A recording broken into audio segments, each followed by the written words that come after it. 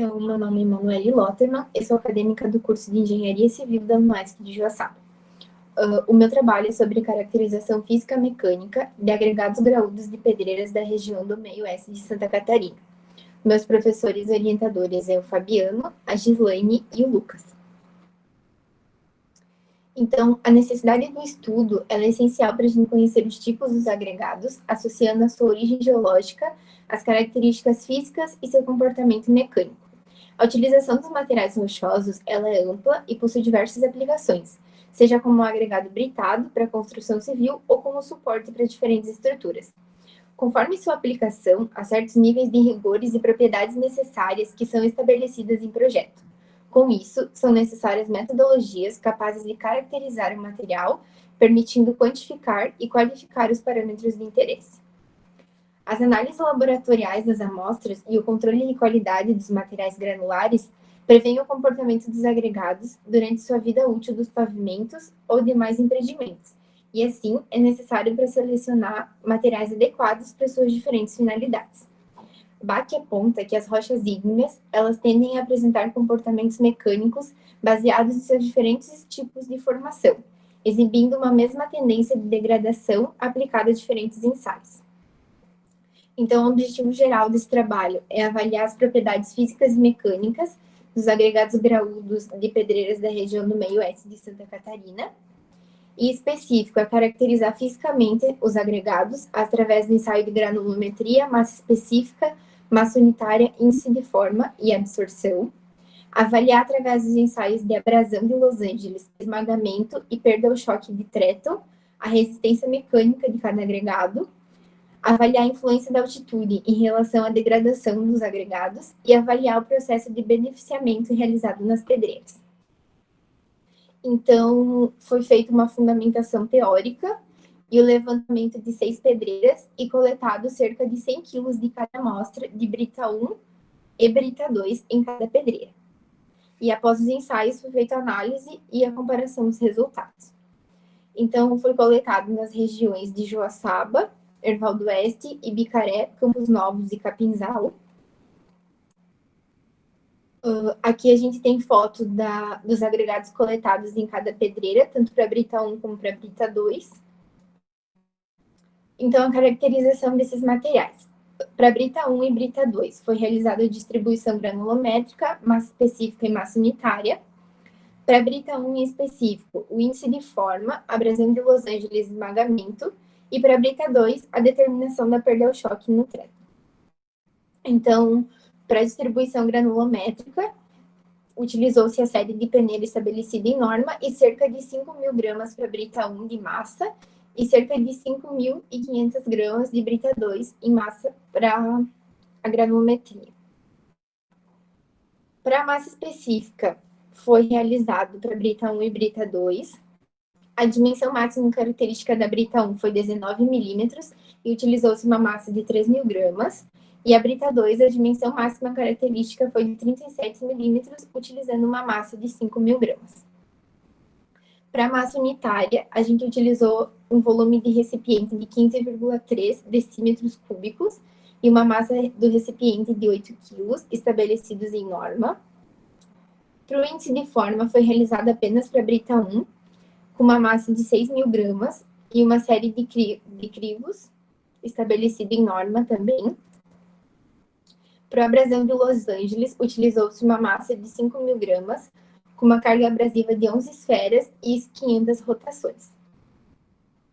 Para o esmagamento, a gente utilizou a prensa da UNOESC, só que a gente fez uma alteração, reduzindo a carga de 400 para 200 quilonewtons, devido ao deslocamento máximo da prensa. Para a brita 2 em específico, foi realizado a perda ao choque de Tretton.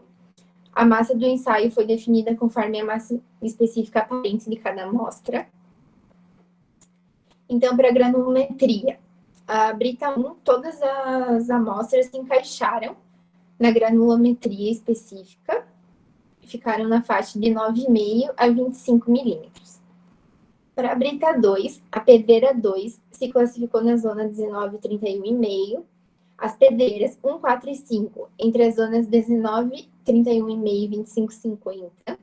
Para a pedreira 3, ficou entre 19, 31,5 e 9,5 e 25.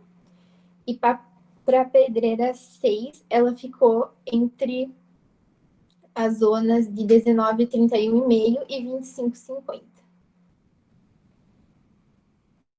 Para a massa específica e para a absorção, a gente pode notar que quanto maior a massa específica aparente dos agregados, menor a sua absorção. Quanto menor a sua massa específica, indica um material mais leve e, portanto, ele vai ter uma maior absorção. Conforme Neto, as absorções elas estão adequadas para o uso, visto que estabelece um valor de 3%. Para a massa unitária, os agregados com menores dimensões, eles apresentam uma maior massa unitária. A pedreira com resultado divergente das demais, ela tem um agregado mais lamelar. E isso pode ser resultante da forma dos grãos ou do entrosamento entre as partículas. O índice de forma, realizado para brita 1, os limites de índice de forma devem ser superior a 0,5, especificado pela norma do DENIT. Agregados muito lamelares, eles afetam o concreto, criando vazios em seu interior. Em asfaltos, pode ocorrer a quebra durante sua compactação e diminuir a sua trabalhabilidade.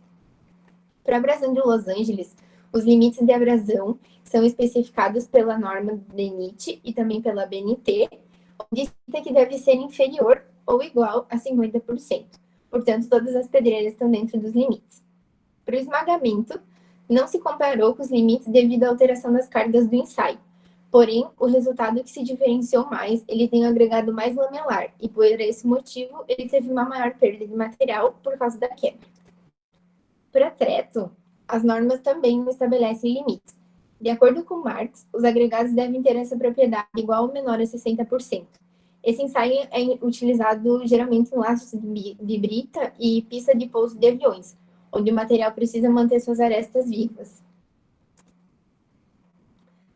Em relação à comparação de resistência mecânica e altitude das jazidas, as pedreiras de maior altitude, elas tendem a apresentar um maior desgaste.